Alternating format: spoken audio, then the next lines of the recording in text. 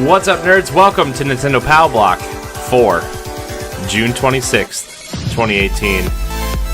Number 115. Woo!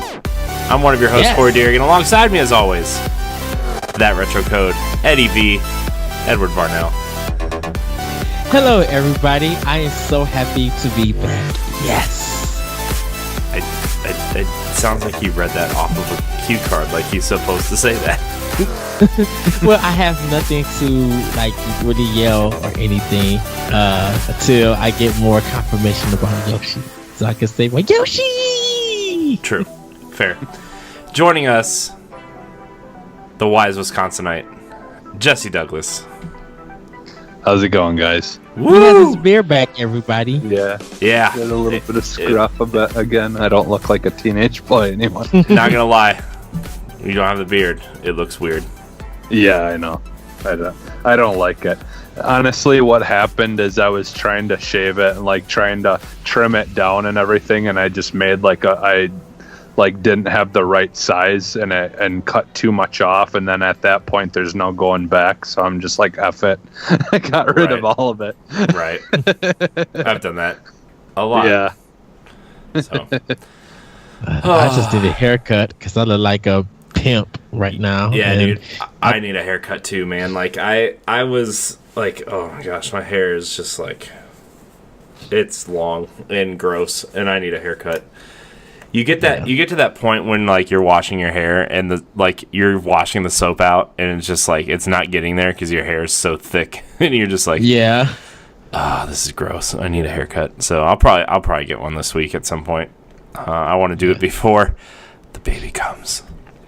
I'm gonna try to go and get mine done tomorrow because I'm tired of walking into work and just I feel out of place with this haircut. Well, before we get started, Ed and I were talking, and since we both have a change of a little bit of situations, Nintendo Power Block is going to just be once a week for the time being. A, summer, there's not really a ton of news, but B, we have some different life things happening, and we enjoy having Jesse on. He's only available on the weekends, so Nintendo Power Block is just going to be once a week. Still on Tuesdays. So just wanted to get that out of the way in case anybody was like, where's my Friday episode? I'm like, well, there it is. There's your explanation. Yes. So, yeah, man, what have we been playing this week? We've played a lot, I think. Ed, we played a lot. Oh, yes. Sure. But I'm gonna start with Jesse because he's been playing some interesting things. Oh, okay.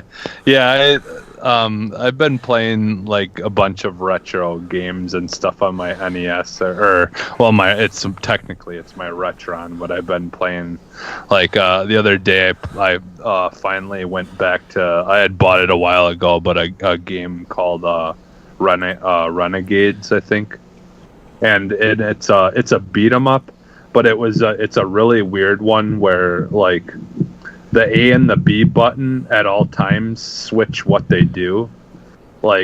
So depending on what side of the map you're facing on, if you're facing a guy, you're on, facing them to the left, then is it B?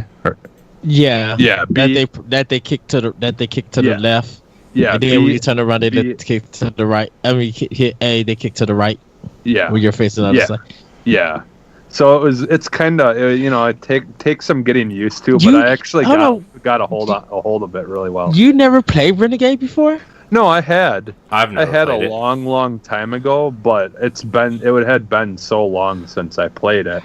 Wow. I completely forgot about it, but I had picked it up, because I'm like, oh, I remember this game being pretty decent. That game was... It's a beat 'em up. I mean, all the beat 'em ups at that time, honestly, none of them are as good as we thought they were, other than maybe Double Dragon and stuff like that. But, well, it's from the creators of Double Dragon. Yeah. Technos, and I think Trade West is the publisher of them. Yeah. Yeah, and then I played some Master System games. I was playing. Oh, jeez. Enduro Racer. You were playing Enduro Racer, weren't you? No, I was playing Rescue Mission, my favorite light gun game. Because what happened is that I work at a school, and they were getting rid of a whole bunch of their old school TVs. Yeah. Oh, nice. The ones that they strap down to carts. Yeah. The big old CRTs. Yeah. So they got rid of one of theirs, and up to this point, none of my CRT TVs that I have, they're all too new, the frame rate is too high on them. Yeah. And so none of them I could really use the light gun games. It would flash the screen when I pushed the trigger, but it didn't actually recognize where I was shooting. And so I had seen that they were getting rid of these one day, and I'm like, okay, well, just in case if no one takes it, I'm gonna bring my Retron and my light gun and stuff to work and just try it on it first to see if it actually works on it. And sure enough, it did. Nice. So I threw it in my car that day, and I switched it out. And now the big CRT TV that I had, because this one's a little bit smaller, but not by much. But it's fine because I didn't have enough ports on the other one anyways to put all of my systems into the one. So now I just have my PS2 and my Dreamcast on the big one, the other one that I used to have, and then just hooked up my my Retron to this TV, so now I can use light gun games and stuff on it. So that's awesome. So yeah, so I was playing some of that, and then there was some Sega games too that I played a little bit. I forget which one it was. I remember playing Gangster Town on Super Master on the Master System. Yeah, well, see, that's the thing is now if I'm gonna start looking for a little bit for more of those light gun games for the Master System, because now that I have a TV that it works decent on, I can play them. So our light gun messed up, and it messed up so bad we don't know how, that we had to turn it upside down to shoot. Oh. And so it would register when it was upside down, so maybe a chip or something. But when we turned it up, it never went through, and we didn't sit on it or anything. It just stopped working that way. Did you try it sideways? We even tried it sideways, and it didn't go through. Wow. I love the light gun for Master System. Seriously, the Master System was so ahead of its time. When it came out, I would argue that it had the 3D and all that stuff for it. I would argue that a lot of Sega systems were at some point or another, in some way or another, the Master System, but then the Dreamcast with its online stuff, and then the Genesis and the Nomad and the Sega CD. Not that they were good products, but they were trying something. Yeah. And Well, and I think that was their downfall, is they were doing so much investing into technology and trying new stuff that it just they started wearing away at their bank account, and it just wasn't selling well enough, for them to make the money back on what they were investing, on some of the products anyways. Because some of the systems obviously did really well for them, but there was just they had so much hardware out there and not selling enough of it to make up for it. So I think unfortunately they kind of did themselves in that way, but it was good for the consumer because we had all these like cool things that you could, you know, get and like add to the system. And like, yeah, that whole idea of like adding stuff, I know Nintendo at one point wanted to try to do that stuff too, but it never really, you know, happened. Like they wanted to add the CD drive to the Super Nintendo or whatever. Yeah. And it just didn't really move forward. So yeah. But yeah. Is that all you've been playing, Jesse? Just your retro stuff? Well, yeah, I played a little Fortnite on Switch, just because it was easy. I could just throw my Switch, prop it up by the stove while I'm making dinner, and just play a game or two while I'm waiting for dinner to cook and stuff, and you know, do things or whatever around the kitchen while I'm playing.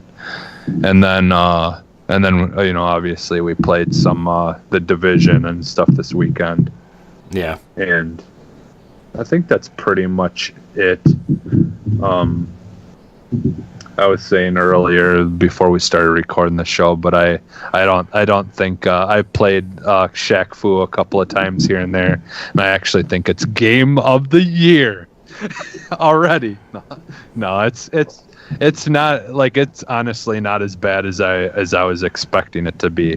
Like, and by no means is it worth the price that they have on it to buy it on Switch. Like, don't get me wrong, it's not worth that at all, but like, I actually think it plays really well, and it actually isn't that bad of a game. Like, I could see it being like a $9.99 game or something like that. Like, you know, I'd pay $10 for it. You know, maybe 15, but I think that's even pushing it a little.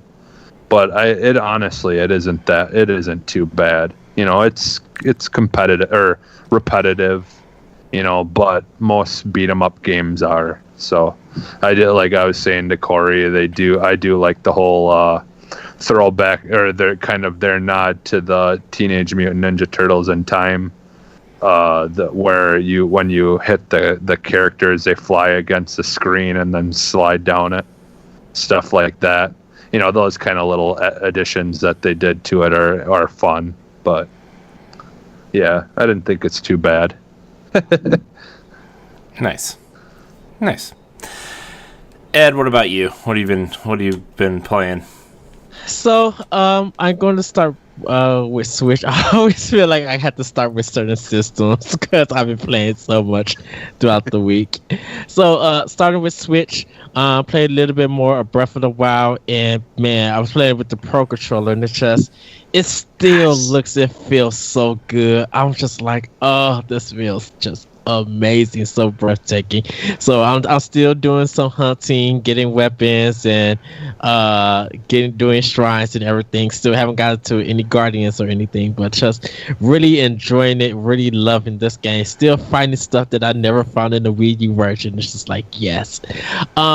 Pick up Chef Brigade. I think that's it. It's that like 2D kind of chef game where you're trying to get animals and ingredients, and then you got to do like a puzzle Tetris style kind of thing to cook. So I picked that up on a good sale. Got to play the Treasure Tracker, the demo. Just really wanted to try it out with Switch, and I played that with the Pro Controller, and I'm just like, yep, it's still a great, amazing game. Put 2.5 hours of work into Octopath Traveler. So I beat the first boss just like that's in the demo, but I was literally grinding. Like, I only got 30 minutes before my 3-hour gameplay session is up. But I got it saved, so I'm ready to have it carry over to the main game. Can't wait to play that. They haven't touched N++ or Just Shade and Beats just yet. I'm going to get to those games this week because Corey is ahead of me in N++, and I need to catch up. And I just like, I need this in my life right now. Just a good small platform game to be like, give me one more try. I can do it. I know I can do it. So that's pretty much been on Switch. For PS4, been putting a lot of time into Mad Max. That's my backlog game for 2 weeks. Since I'm in my second week, I've been pouring more time into that, unlocking more areas and getting more of the story. I'm still kind of in the intro section of it a little bit, but I am definitely enjoying that game, and hopefully by Saturday I can finish it. Play Infamous, First Light, and Batman Arkham Knight. Getting the feeling of those games, so I can't wait to return to that. For Xbox One, been playing The Division like last Friday, even before we was playing Squad Goals on Saturday. I was putting a lot of time into my character on The Division, just like I'm off of work and just feel like shooting stuff. And I think because now I know what to do in that game, I'm getting better weapons and making sure that I get better mods. I'm now doing a lot of side missions so I can get my money up and buy like better gear and everything. Like I'm trying to clear stuff here and there, and hopefully by the time I get to the end of the game that I get to my high level and I clear everything in the whole board and stuff. So enjoying that. I do have Far Cry 5. I'm going to probably be installing it after the show. Nice. So I can get ready so I can start playing that. Yeah, because like after this week, after I play Mad Max, I'm jumping into my Xbox backlog game, and Far Cry 5 isn't part of it, but I know just hearing Jesse talk a lot about it, just be like, okay, yes, I asked you that question, should I buy it for $30? Jesse said, yes, you need this game, you need to buy it. So I picked it up, and it's been in the Target bag, just sitting on my stand, and I'm just like, you know what, I need to install this so I can play it. But that's pretty much what I've been playing. I thought I played something. No, I didn't play anything for 360. Oh, yeah, I did play something for 360. I played Darksiders. Had a good play of that. I can't tell you reasons why yet that I have played it with a certain person. Why not? You just have to wait until September to understand why. Things are happening. Things are in rotation, so I can't tell you why I have been playing it, but actually had a great time playing that game, and can't wait to the future to play a little bit more of that game. So, but yeah, that's kind of what I've been playing for Xbox One. That's the games I play for PS4 and Switch. Been charging up my 2DS, and I'm planning on getting some gaming done in that because I really want to finish a lot of titles on my 2DS for the summer. So can't wait to be jumping into that. But pretty much that's what I've been playing. That's what I've been on. Yeah, Nice. and you mentioning that, I forgot. Yeah, I played a little Far Cry 5 this week too. So. Did you finish it yet, Jesse? No, I have too much fun just fooling around, man. It's an open world game. I don't ever get anything done. I have to apologize to you. I haven't been back to Naruto Shippuden, and I need to get back to it and finish it. I was talking to Corey that I might be switching my stuff over to my Xbox One S. Oh, okay. Yeah. Oh, did you get one? Did you get one up? I got one. I got one when Toys R Us was going out. He got Oh, okay. Yeah. Okay. Yeah. Okay. Yeah. I'll that's chat cool. to I'll chat to you in the chat about that one. Well, and I'm kind of jealous because I really would like to see what Far Cry 5 looks like and with the better system. Because I still, I just have my regular Xbox One, and Yeah. I mean it's not bad on there, but I don't know. I guess I don't know if they have 4K or any kind of up-res stuff for the higher system. It doesn't. It still plays everything in 1080p, but like how a lot of Xbox One games kind of do dynamic resolution on the fly because it prioritizes frame rate over resolution. Mm. Yeah. It has a more stable resolution. Like in Halo 5 is like the big example where like hey, we prioritize frame rate over resolution, so sometimes your resolution can dip to 900p or 720p if there's a lot going on in the on screen at one time. And like the Xbox One S pretty much keeps it at 1080p the whole time. So I mean, I honestly, if you're not looking for like 4K stuff, I think the S is still worth the upgrade. Yeah, but, I mean that's also coming from me, who has a OX. I'm probably going to look like for Black Friday, seeing how that works out. Because like at my new job, the hours don't change, which is I'm kind of happy about that. Whether it's for Thanksgiving and Black Friday, even though we'll be open for Christmas also, but that's fine. Because my job is close to Target, I'll probably stop in, and they got like a 19 or a 21 inch like HDR 4K TV or anything like that, like for $250, I'll probably pick one up. If not, I'll see what's on Amazon to order and call it a day. Yeah, I mean they're $199 on Amazon, the S's. So. Oh, I'm talking about the TV. Yeah, no, I'm thinking about TVs, but who knows? My money's going to be going a lot other places right now. So yeah, and like every time I talk about like TVs and stuff, someone's like, "Why do you need a new TV?" I'm like, "Well, because," was my answer.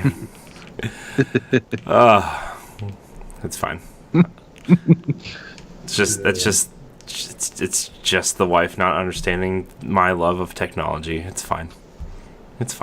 You know what? Yes. She can watch Real Housewives on the little TV, whatever. It's fine. It's all fine. Okay, well, I'll keep my list short. In terms of Switch, I've played a little bit of Mario Tennis. Mario Tennis is a fun game. The adventure mode or the whatever you want to call it, single player campaign mode, whatever, is real fun. I've only been through a few stages in, but it's fun. I like the change of pace in terms of like fighting, or it's pretty much like puzzles and battling bosses and stuff instead of like a normal game of tennis, which, I mean, it's one of our news stories, but a lot of people are mad that you just can't play a normal game of tennis. Which is, I'm sure they're gonna patch it in soon, because like so many people are mad about that. But what? Why? Oh, you said we'll talk about it later, right? Yeah. I'm curious. I've been getting back into Quantum Break for Xbox because Control looks really amazing, and I'm like, I didn't really give Quantum Break the fair shake it deserved. And after that first hour, man, Quantum Break is like, I wish more people would play this game. Like, it is cool. I haven't gotten to like a TV episode or anything yet, but like, I really like the way the powers work, and like, you can freeze somebody and dart over here and shoot someone, and then like they give you a lot of stuff like right up front too. It's not like you have to unlock.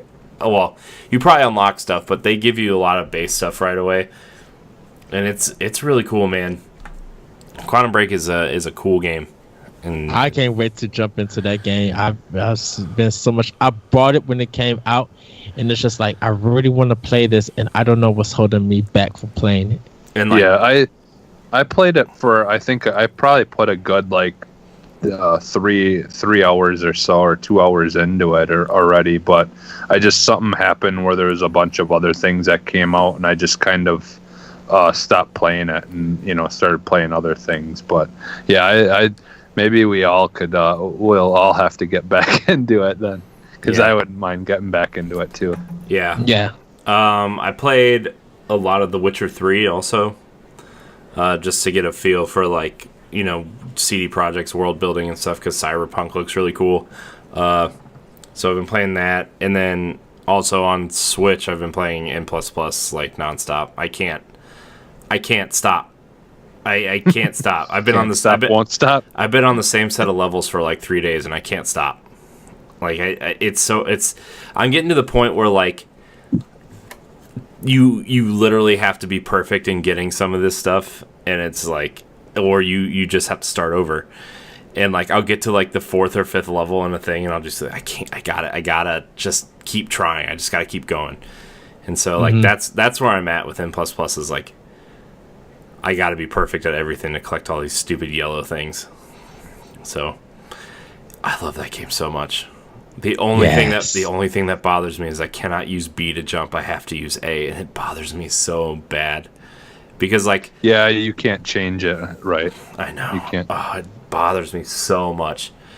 But I mean I've gotten used to it, but like it's not how I want it. So like I find myself messing up because I'm pressing the wrong button. It's not because like I don't know what I'm doing. It's because I go to press B to jump and not A, and it's just like, so N++ though, man, that is a fantastic video game.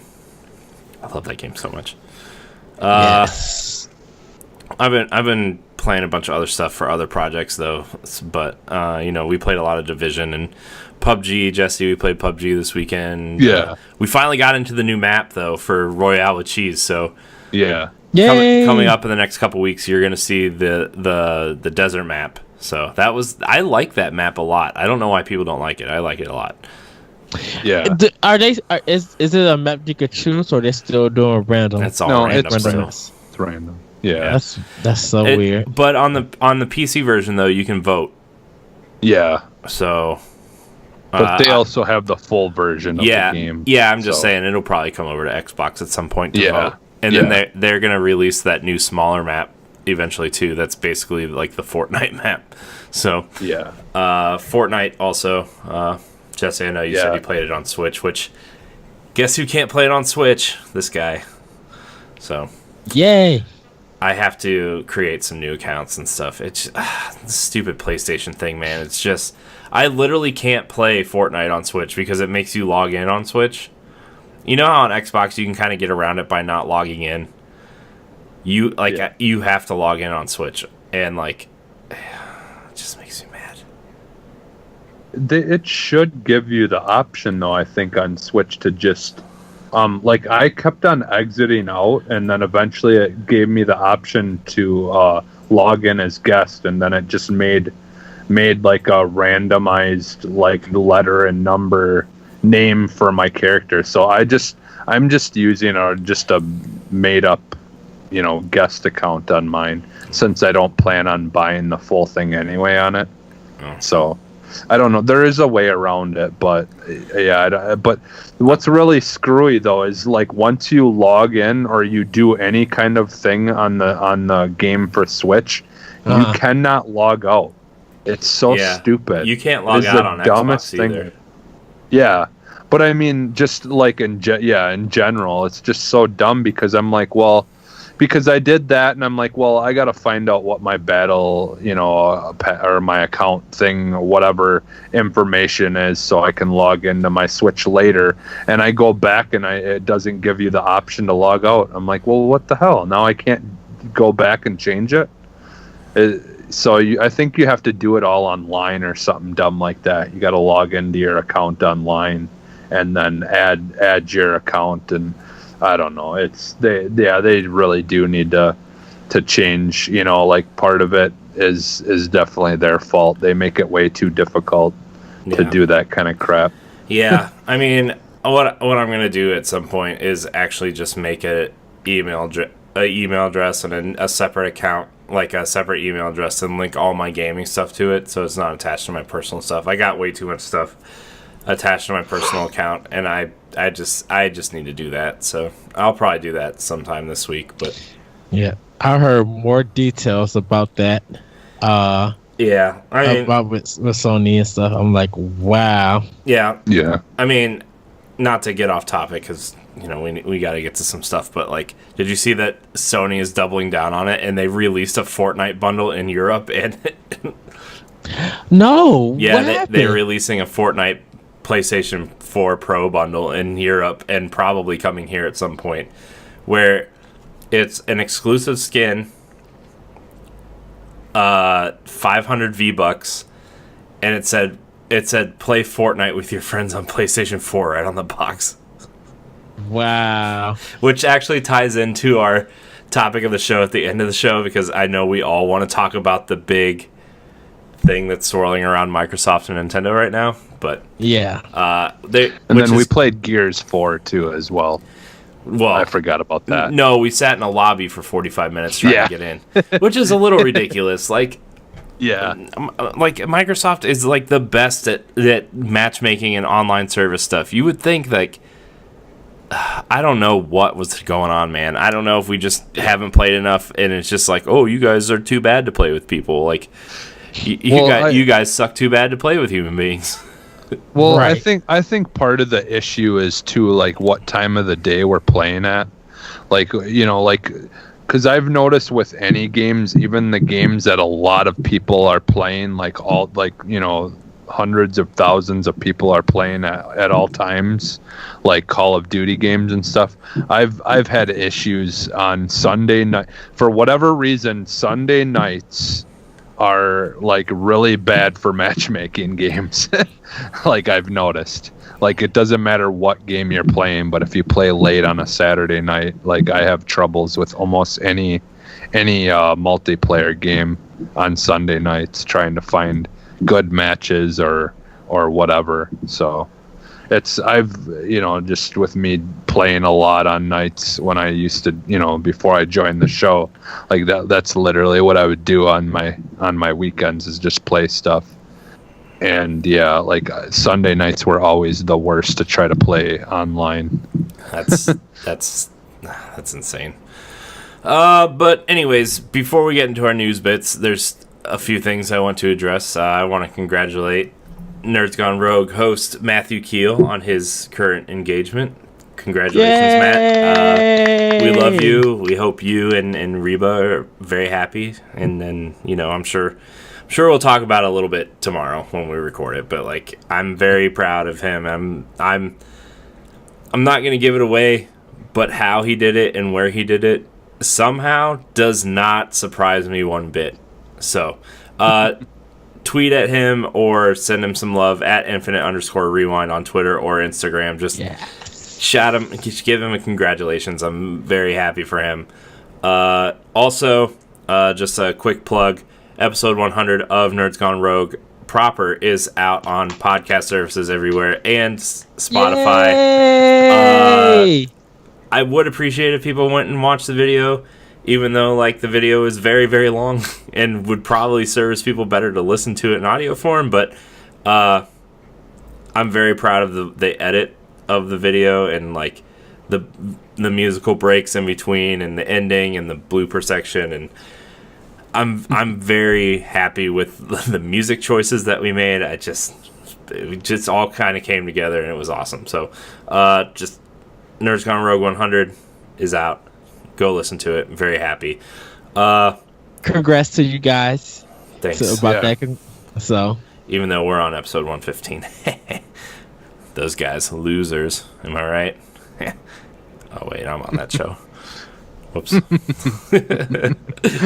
I'm just kidding. Okay, so we're gonna get into some of these news bits. There's not very much important news, but there is one big topic that we are gonna get to. So we're gonna get through probably 3 or 4 news stories before we get to the big one, which will be our topic of the show. Oh, also, we're bringing Question Block back next week, so email us at nintendopowblock@gmail.com. We will be inserting the Question Block section. I'm trying to do this with a lot of the shows. Ed, not this week, but next week, I have Arsenal X questions to send you. Okay. So, yeah. Anyways, nintendopowblock@gmail.com or on Twitter at NGRPowblock. Send us your questions. We want to read them. That's it. News bits. Ed. Yes. Jesse. Yes. I have a small trivia question for you. How many days do you think it's been since Pokemon Go teased trading? How many days? The mobile game? Yeah. 8. 8 days? Wasn't it like about maybe 3 or 4 days? No. You guys are both way off. Pokemon Go. This comes from Game Informer. Niantic adds trading to Pokemon Go after teasing it for 1,016 days. Wow. Yeah, so Pokemon Go trading is coming to the popular mobile game for finally. I think they're trying to get Pokemon Go and Pokemon Let's Go for Switch all on the same page so they can kind of move everything back and forth, and kind of have them be. But Pokemon Go finally getting trading. So, not that it's going to make me re-download the game, but I'm excited for the people who are still playing that game. That game still brings in like $10 million a day. Yeah, I actually I've actually recently with the announcement of the new Pokemon game, I've actually played it occasionally, just because like I haven't played since like the massive updates and the adding of like a lot of characters. So like now like every character, every Pokemon that I catch is like brand new. Haven't caught before. So it's just trying to get some new stuff because I do plan on getting that game. So yeah. What about you, Ed? How do you feel about I don't play it, so yeah. I don't care. I know. Yeah. So, yay, Pokemon Go for finally 3 years later getting that in there. So, our next story also comes from Game Informer.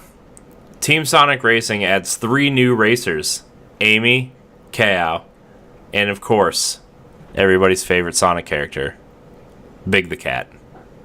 All coming to Team Sonic Racing. Yay! Yay! Are you guys getting Team Sonic Racing? No.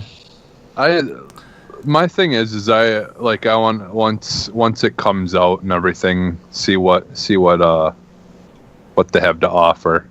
I'm not gonna say no completely that I'm not gonna get it, but now I'm not interested. If they bring something to the table that like Mario Kart doesn't offer, then maybe I'll pick it up. But like Sonic characters. well, yeah. I mean, like for me, I'm saying no because I plan on getting Forza Horizon 4. So, Forza Horizon. Well, yeah, but I don't have to buy that, so that will be free. Cheap. Thank you. Game Pass. Thank you, Microsoft. You cheap hazard. You know what, Jesse? I'm with you. You're cheap. Both of you guys. It's not called cheap. It's called being on a budget. Yeah. Very true. Budget gaming. I have another mouth to feed now, Ed. Okay. That's one less game a month. I can crush carrots and applesauce for less than $60 a month, right?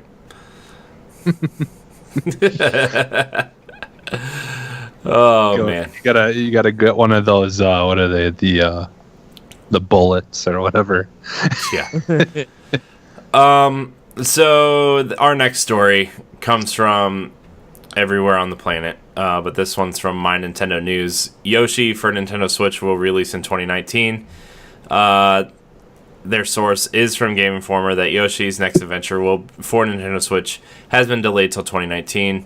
It surprised quite a few people that the game wasn't showcased at Nintendo V3, but of course there was another story going around that Reggie just said that they need a little bit more time and they want to make the game as fun as it possibly can be. So sad, but we'll see it later this year. They also said in an interview that Yoshi will be shown later this year in another direct, which kind of expected that. I mean, they want to highlight a lot of games for this fall and then probably mid next year. So, yeah, they only show games a lot of this most of the time, games 6 to 9 months out, and we saw that at E3, and Yoshi's probably going to be during the summer. I'm guessing, Captain Toad drops in July, and I'm guessing that's where Yoshi's going to drop as well. So, kind of sad, but I'm looking forward to the new Yoshi game. I think it looks good. I think it looks cool, the concept. Yeah, like and I'm super interested in getting that game. So if they take their time and clean things up a bit, I have no problem with that at all. So yeah. Our last story that we're gonna get to before we get to the big one. Where did it go? Time out. Oh no! Time out, everybody. Time out. I just had it. stop the press. Stop. Oh, congratulations to Splatoon 2. They've been on the charts for 48 weeks in Japan, so that's a big accomplishment. So shout out to Nintendo for that. Yay. Yeah, and did you see Hollow Knight is the second biggest selling game on eShop right now? Yeah, they said they sold a third of what they did on PC in that short amount of time, but they're thrilled. So yeah, I'm like, shoot, if you can't even if they sold a third of what they did on the PC within like 7 or 8 days, that's impressive. Yeah. All right, our last story before we get to the big one comes from Nintendo Life. Atari comes under fire for seemingly knowing very little about its crowdfunding VCS console. Atari, not the Atari of your dad's generation, but the new Atari, which is basically, hey, your dad, I played Atari. Jerks. I did too. Which basically a company that owns the brand has been in the press a lot of late. The new company is doing everything it can to profit from the cachet which surrounds gaming's first major player, from licensing the logo for Blade Runner 2049 to publishing new titles with the help of crowdfunding. However, Atari VCS, which borrows the name from the company's most successful console, also known as the 2600 in the United States, is a step into a much larger league. Announced a while back, it seemed to be part of the NES Classic Edition Part Ouya. It will run classic Atari games, but is apparently powerful enough to play modern titles too. We say apparently because it would appear that even Atari itself has little idea what the final machine will do. Tech site The Register visited the company's stand at GDC for a live demo and was shocked to discover that not only was the hardware just a mock-up, the wireless controller was a dummy unit without working buttons, but the executive overseeing the project, Michael Arts, was unable to convincingly answer even the most basic questions about the system, its accessories, and the software will apparently be playing on it. Atari took issue with the coverage and published the following statement. They were mad about the article on the Register, which a lot of podcasts have talked about. It says, "We honestly can't explain that article either. Our executive sat with the reporter for half an hour, and he wrote what he wanted instead of what was discussed with him. Sadly, there are even irresponsible trolls in the professional positions, I guess. We clearly said that we were bringing engineering design models to GDC, and lots of people clearly don't understand what that means. Hunk of plastic? Well, yeah, that's how you finalize the designs and confirm that you can get the look and feel of what you want the finished products. Sad." The Register responded by publishing a full audio interview with Arts, in which he fumbles questions about key info.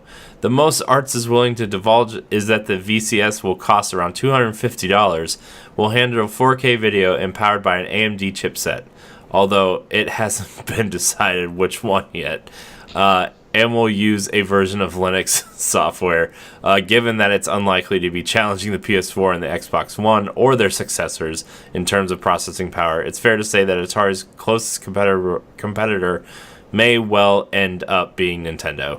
However, judging from the responses that Arts, is seemingly likely that the Atari doesn't even have a functioning prototype yet, and is essentially using crowdfunding campaign to raise the capital required to begin the work. A very dangerous strategy, but one that appears to be working. There's a week left in the Atari VCS Indiegogo campaign, and it has raised a whopping $2,921,382. That's at the time of this writing.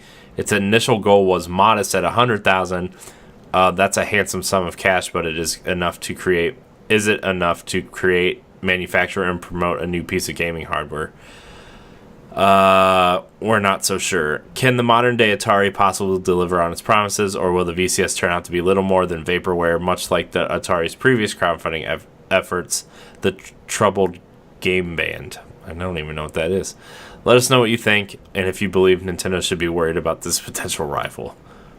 Oh, heck no. No.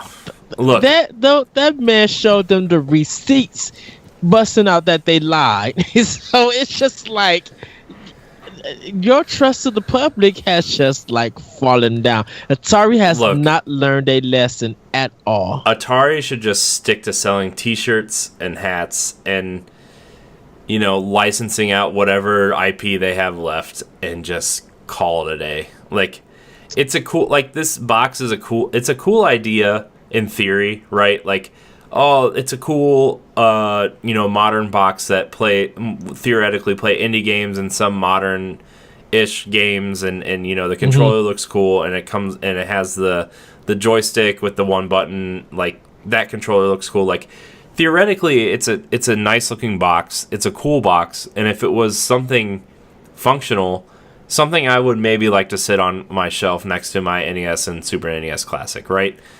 Yeah. But for $250 and you still don't know what the box does or even has inside of it, and to have like a dud controller with you at the thing, like, and then lying about what you said, and then them having the audio recordings that prove that you're lying about what you're saying is like, ooh, that's a rough one. You get a PS4 Slim or Xbox One Slim or even a Nintendo Switch with a little extra money, and they will provide more entertainment than some concept. Dude, you can get a 2DS and like 5 games for that price and have a great time. Heck, you could buy the Xbox Slim for $200 and then get the Atari games that was $20 each. The collection. Yeah. And still have money to go get some gas in Burger King. Okay, so I'm gonna be the other side of this. Oh my gosh. Because I personally, like, I'm not investing money into it anytime soon. Mm-hmm. But like, if it looks anything like what they have the picture of what the system's supposed to look like, and the controllers look the way that they showed, I want them. Like, I don't want to pay $250 for them. No, they'll be on clearance in 6 months, and you'll be able to get them for like $20. Exactly, that's what I'm hoping for. but no, they, like, yeah, I mean, with us not really knowing exactly what, you know, like what they're picking for the, you know, for what's inside of it. Like, I had watched a video where they took the specs, you know, that were given out, and they tried to determine, like, you know, like what it would do. And it's like in between like the Switch and the Xbox, basically. So it's like a little bit more powerful than the Switch. Yeah. But not quite as powerful as the like, it's probably closer maybe even to the original Xbox, you know, One. Yeah. Because like it can run like they said, if the specs that they gave are real, it should be able to run no problem, like Grand Theft Auto 5 and like any of those big games like that. Like, but yeah, I mean, like I said though, it looks awesome, like that, like I just think it looks cool, but that's about as far as it goes for me. Like I do, like, you know, I hope that it, you know, it turns out and maybe we do have some kind of unique, you know, new system that comes out that people can pick from, but I'm just not holding my breath anytime, you know. But the thing about it is just like, this is a science of Ouya all over again. And this is mad precaution that people should take. When you're caught lying, you don't have a system ready, but you want people to invest in a concept, and you haven't even did the research and development on your own. You know, what you're going to do with $2 million, and how long is it going to take? Mm-hmm. Because if you now got this $2 million and you blow 2/3 of it, and people who put money into the system don't have a product, that's going to be a problem, and they can't sue Atari for that. Yeah. I want to point out right now. I'm looking at the Amazon page right now. For $2.99, you get Xbox One S, 3 months of Xbox Live Gold, 3 months of Game Pass, and an extra controller. I just want to throw that out there. Like, that's a way better deal than this box. Right. Yeah. So, I mean, yeah. Like I said, it just looks sexy to me. Yeah, I mean, it looks amazing. That's the thing. The box looks amazing. I think it looks really cool. The controllers are awesome too. Yeah, the controllers are sweet as hell. The orange joysticks, it looks cool. Like, yeah. I think conceptually it looks awesome, but like, if you don't know what it does, like, that's a big problem. So yeah, exactly. Speaking of problems, we're going to move on to our last news story here. This comes from everybody's memes, Facebook, Twitter, Instagram, Nintendo's YouTube page. Nintendo and Microsoft have partnered to create a Let's Play Together commercial. And the rumor is there's going to be a series of commercials coming out of them playing together. The first one is Minecraft, the Bedrock update. And it literally shows somebody playing with the Joy-Con grip controller sitting next to somebody playing with an Xbox One controller. And it is the coolest commercial I think I've seen. And it says, it says, like, build together, play together, survive together. And on one side it has Xbox Green, and the other side it has Nintendo Red. And it has an Xbox One logo in the Nintendo commercial. Like, it has the Switch and the Xbox logos together, and it says, like, we can all play together or whatever. And it was like, I was like, this is the most amazing commercial I've ever seen. And like, Ed, you and I were talking last week, and we were gonna do a mini block about it, but we never really got around to do it. And this is why I'm making it topic of the show. Phil Spencer went out to lunch or dinner or something with some Nintendo executives last week, right? And then and before you even said that, if you guys watch our early E3 presentation, I told Corey I have a feeling that Phil Spencer was talking to Nintendo when he was in Japan, because he did mention that he was going to talking to the developers in Japan, and I think he went to talk to Nintendo. Okay, go for it. And like, some rumors started floating around on Reddit and Reset Era about Rare Replay Plus showing up on Switch. I don't know how credible that is yet, because nobody's really reporting on it. So, like, I just there's some things on, you know how Reset Era and Reddit can be, like, it's just not, I mean, they make up rumors all the time, but like, the topic of the show is, could we be seeing some sort of partnership between Nintendo and Microsoft that's going to be beneficial to both parties? And Sony's clearly being left out of this because they don't want to play nice with anybody. Like, is this the start of something that, like, is this the start of a beautiful bromance between Reggie and Phil? We talked about this in early Power Blocks and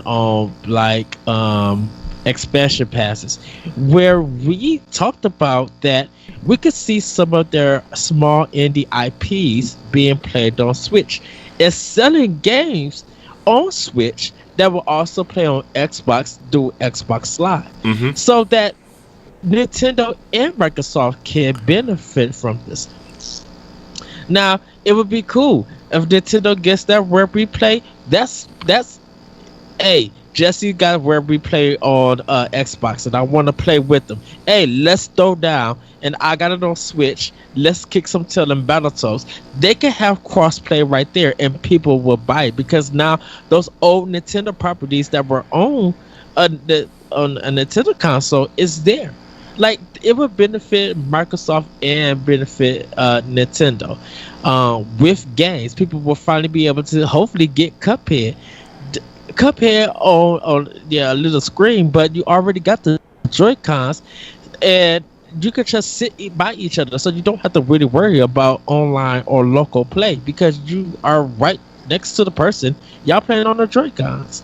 You know, Cuphead is not that kind of hard to play as with a controller.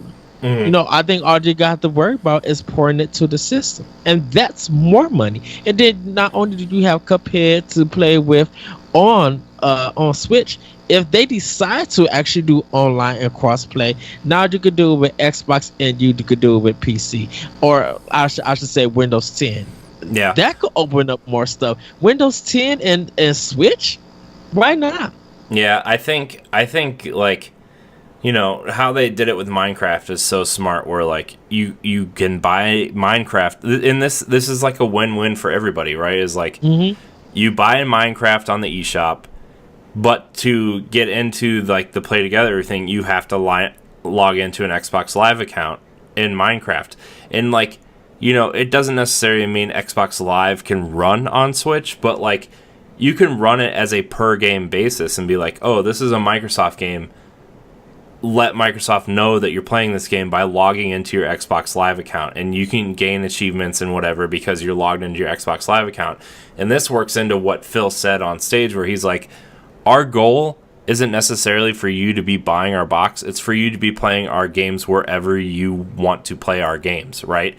And that works into like you know, Microsoft's maybe streaming service in the future, but that also means we're going to start putting our smaller titles on Switch. You know, I could see that Battletoads games that comes out next year on Switch. Yeah. I could see Rare Replay coming to Switch. I could see the next Banjo or Conquer, or what if they take a new art direction in Perfect Dark, like we've been saying for a year, like a simplified art direction that's, you know, kind of, what if they made Perfect Dark like the arts, they take Fortnite's art style, like a key from that, and make it really like almost Blade Runner-esque color scheme, and like have like these greens and these purples and reds, and just make the colors really pop, so you don't need, almost like, actually, you know what would be a perfect example to take Perfect Dark is like Killer 7, like that art direction,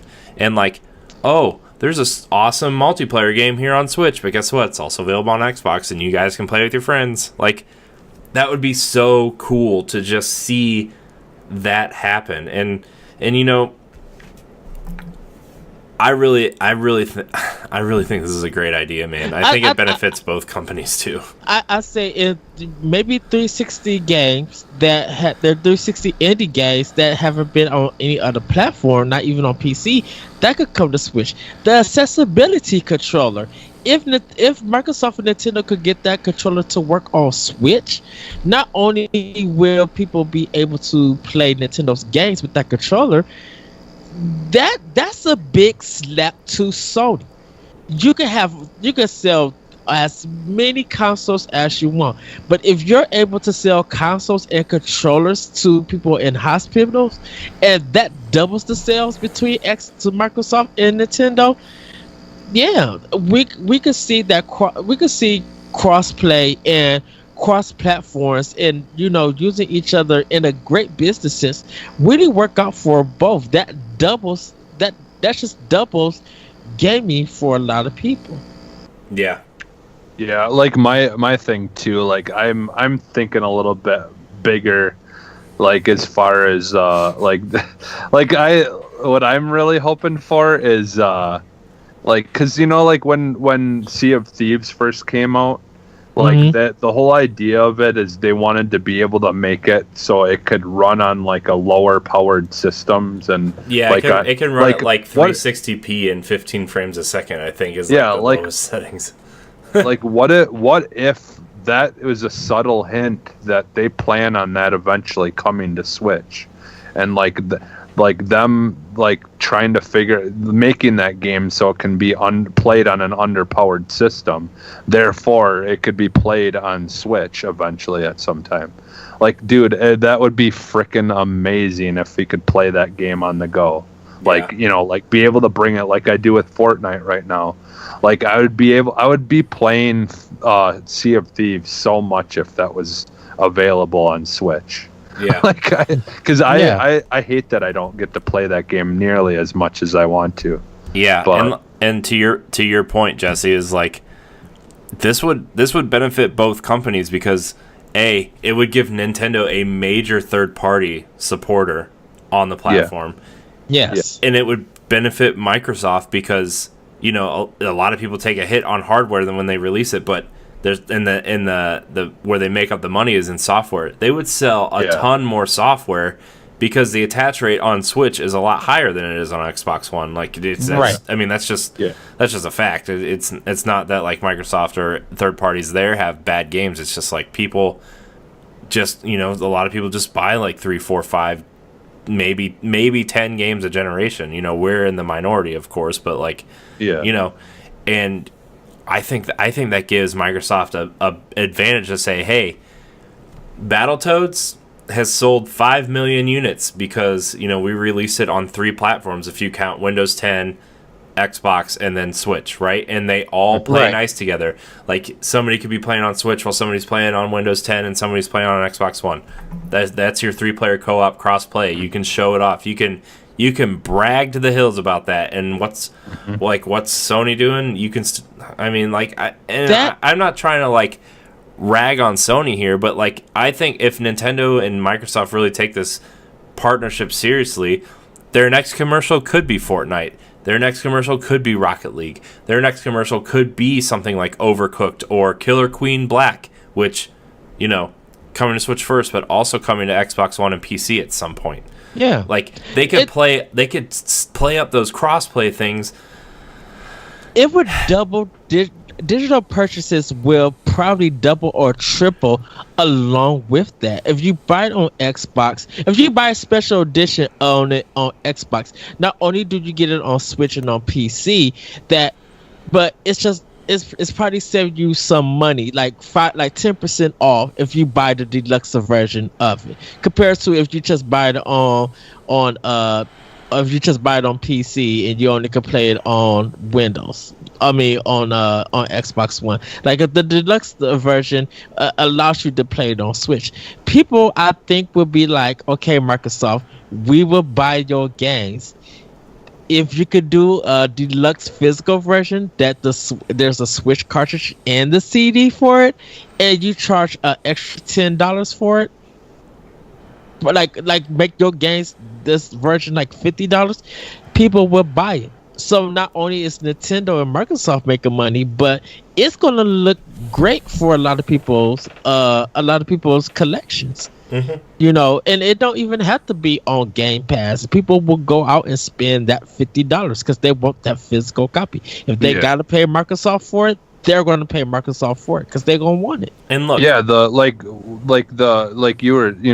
big thing with Xbox is the Play Anywhere thing. So they ultimately could just start putting an eShop code for a game in with the CD, the CD version of the Xbox game, and then you basically would have the code to be able to play it, Or maybe like the Play Anywhere stuff doesn't give you a Switch code, but if you buy it on Switch, you automatically get it on Xbox and PC.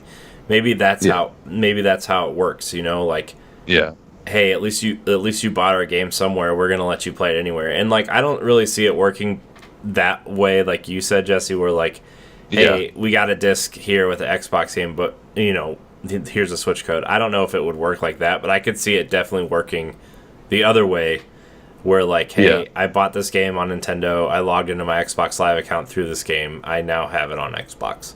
That's kind of, I guess that's what I meant is, if you're buying it for Nintendo, you can still play it on your Xbox, is what I meant.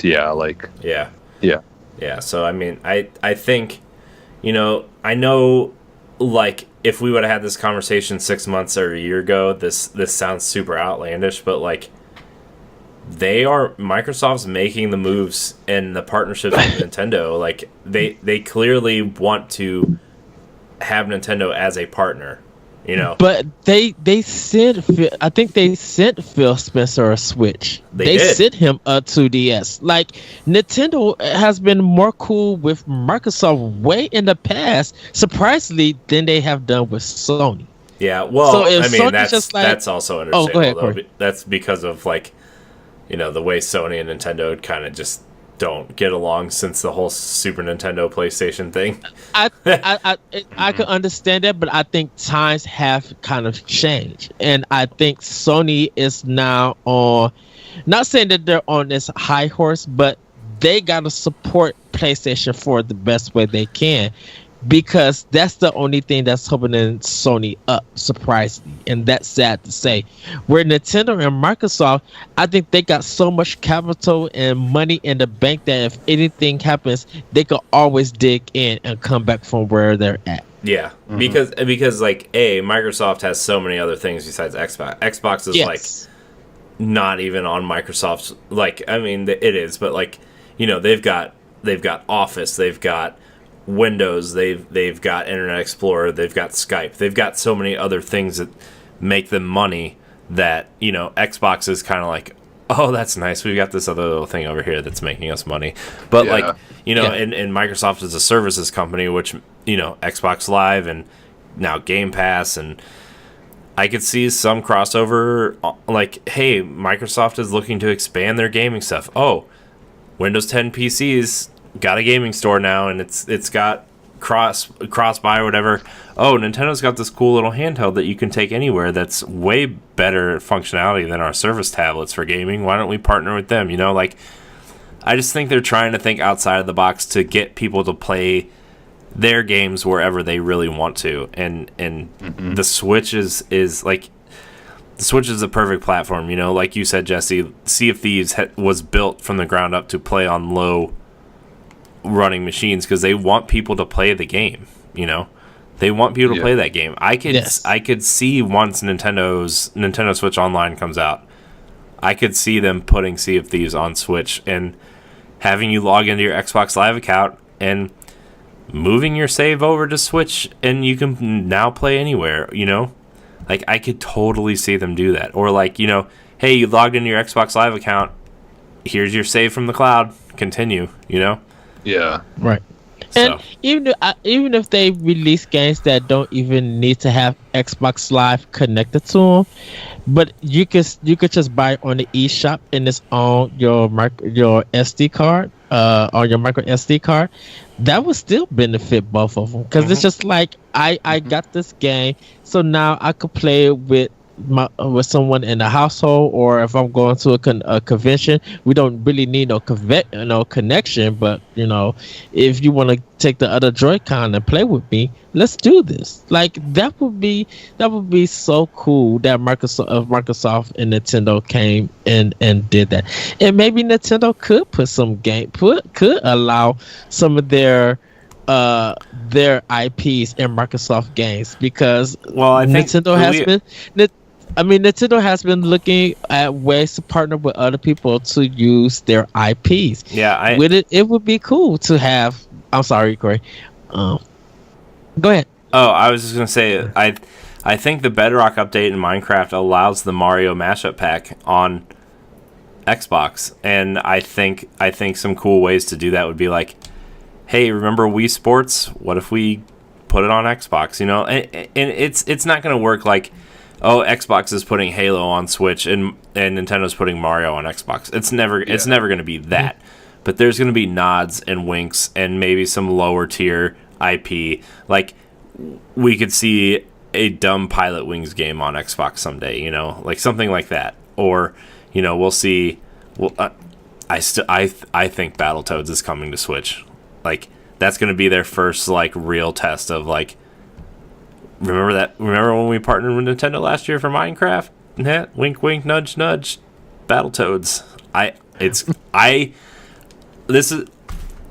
Battletoads coming to Switch next year. I'm calling it right now. Could you see the Warthog being in Forza, and yet it's somehow transitioned into like a Mario Kart looking skin or something? I could see them putting like like the generic Mario Kart in Forza. Like, I could see them doing that, or like the Warthog as a vehicle in the next Mario Kart, like some kind of weird crossover. But could you see a level like in Forza Horizon, like if you go to a secret like tunnel and it transports you to like Rainbow Road. No, what if it's just like this dumb little Easter egg where it's like you go into a warp pipe, like a green sewer pipe in Forza Horizon, and it takes you to like something dumb like Rainbow Road, but it's modeled after like the Hot Wheels stuff that was in 3, but it's literally like Rainbow Road or something dumb. Like, I could see something weird like that happening, but I mean, like, I don't want to sound like we're reaching for pie in the sky ideas, but at this point I don't really think we are. You know, there's crazy possibilities. I could see like Banjo coming as DLC for Smash. I could see Perfect Dark being a crossover title, like a $40. Here's a small campaign to run through with your friends, crossplay. Here's a cool multiplayer suite that you could play. Like, I could see Rare Replay coming to Switch. I can see these things happening, you know, and you know, they're obviously starting small with the Minecraft and, well, not really that small, but you know what I mean, like Minecraft and Fortnite and Rocket League and stuff, like starting with that stuff, which is third party stuff, but I could really see them starting to push some first party stuff. Well, and the thing is, you know, if the crossplay doesn't happen, we're not having these kind of conversations, and these conversations we're having is good for Xbox and it's good for Nintendo. So, I mean, you know, I don't even know if we would be having these conversations without that commercial. Yeah, like it was a joint commercial between Xbox and Nintendo. Like, it was a literal joint commercial. But we literally have been having this conversation for almost a year. I know. We have. But I mean, yeah. I mean, like, but when we were having those conversations, those were pie in the sky ideas of what could happen. Now, these pie in the sky ideas are within reach, you know, and it's worth revisiting these dumb conversations we've had on air and privately. So. And it's just exciting and in general. So it's going to inside Xbox and Nintendo Direct party for the rest of the year. It's going to be entertaining if we see evidence of this show. Yeah. Would that be awesome if we started seeing like Treehouse like inside Xbox crossovers? Like, what if Major Nelson and Phil Spencer were playing with Bill Trennan and Reggie, and they were all playing something dumb? You know, that like, would be awesome. That would be Dude, so I seriously cool. do. I think can you see the Iwata like Smash craziness?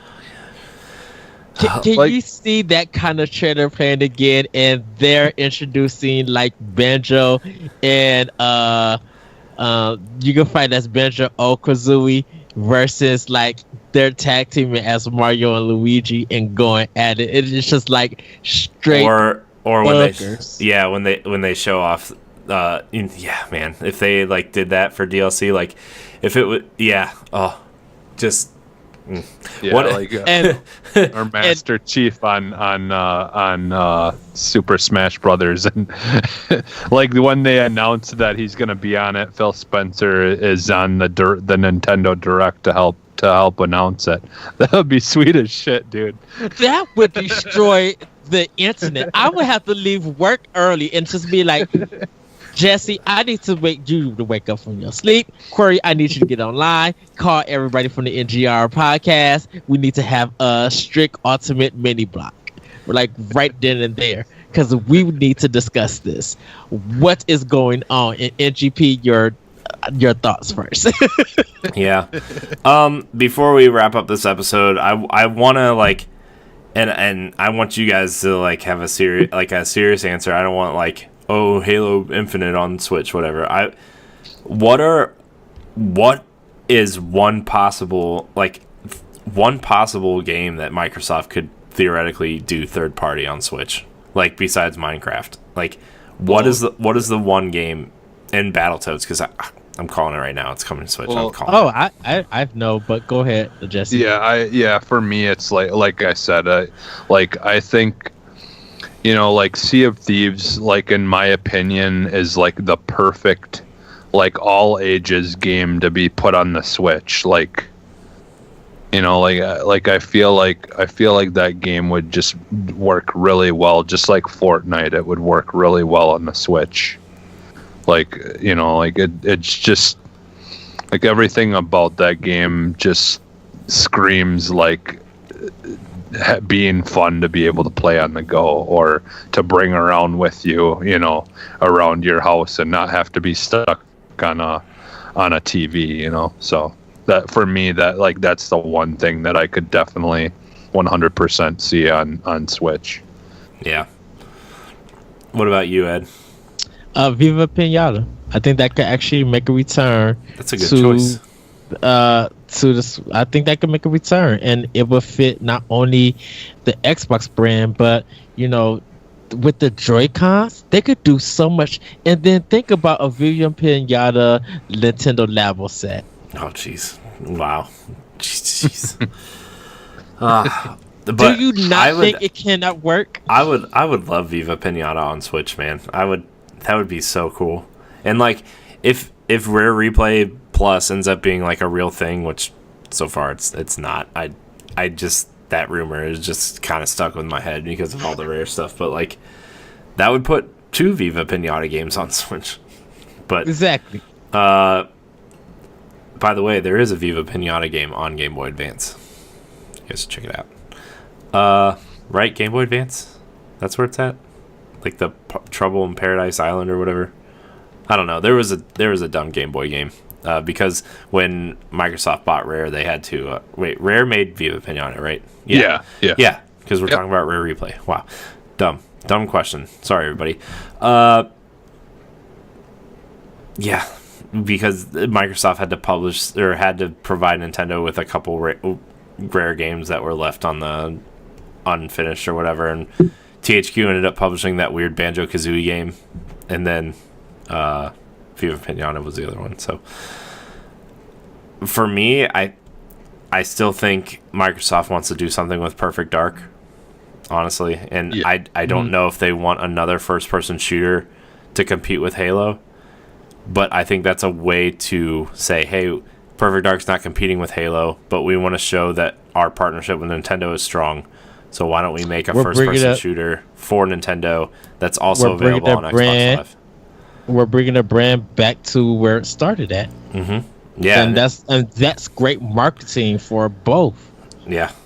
Well, and I honestly though I could see Microsoft making a Perfect Dark, like, you know, have obviously a storyline, but I could almost see them trying to make that their teen version of, you know, like their version of like a Fortnite or something like that, where it's like it's a shooter, but it's like geared more towards like all ages, you know, whereas, you know, Halo and Gears and of War and stuff like that is more for their adult, you know, their adult gamers or whatever. Yeah, like I said, take a cue from Fortnite, take like that cartoony art style that works so well for that, and even Overwatch, like take cues from those games, use that.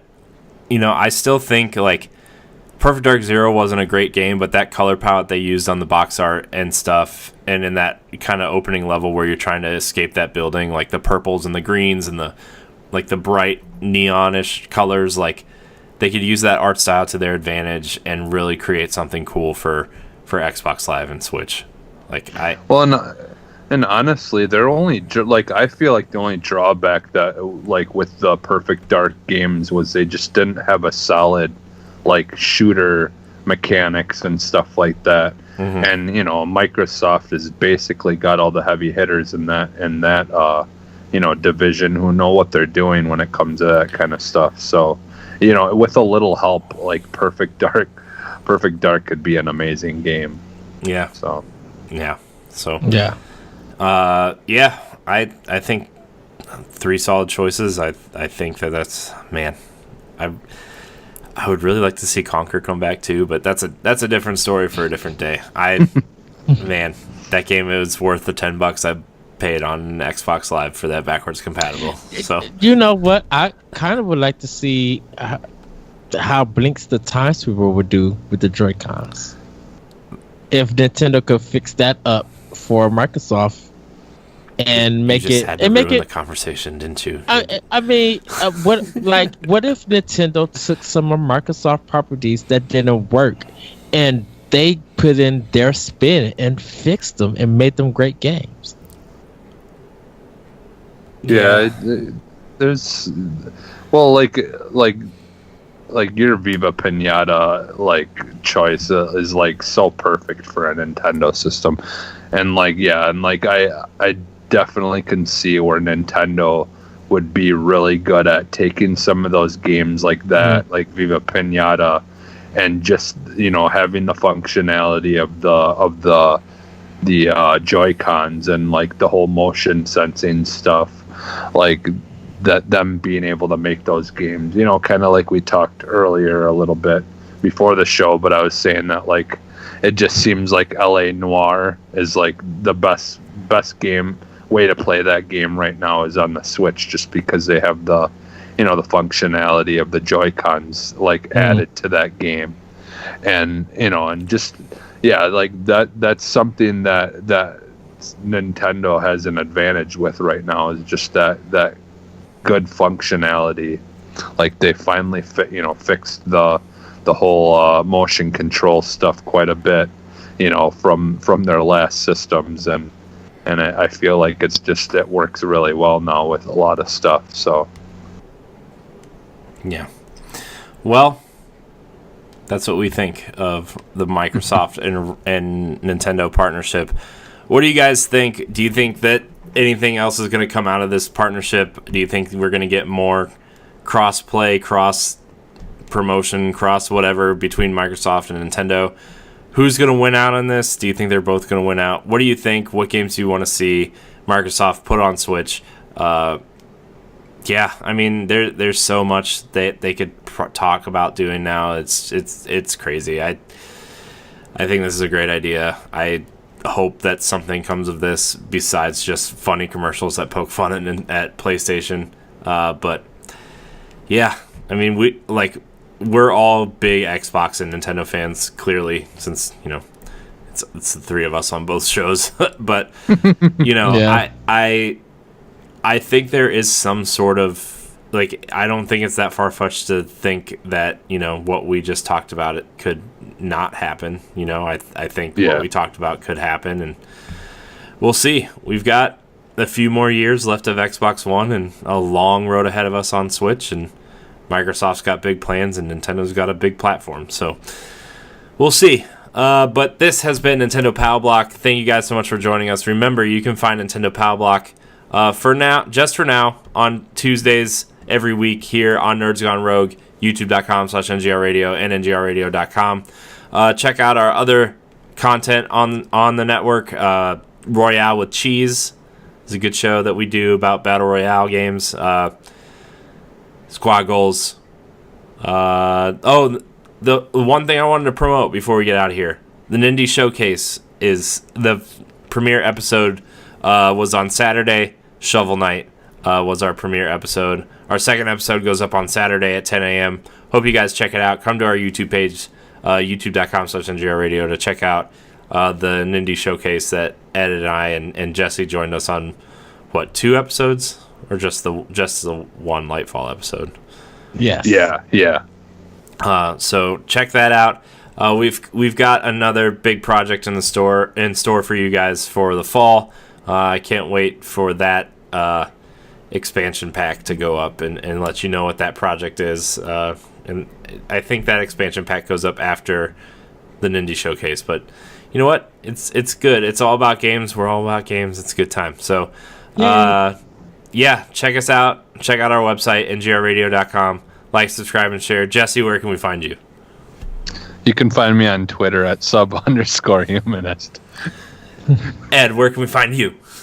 You can find me on Twitter at That Pressure Code. You can check out my podcast, Optional Opinion, on SoundCloud, iTunes, Google Play, and other podcast apps. And everybody, please check out this week's Optional Opinion. I have a very special guest, and I cannot wait for you to hear the discussion that we had. It will be available this Friday. So, yay, check it out. Nice.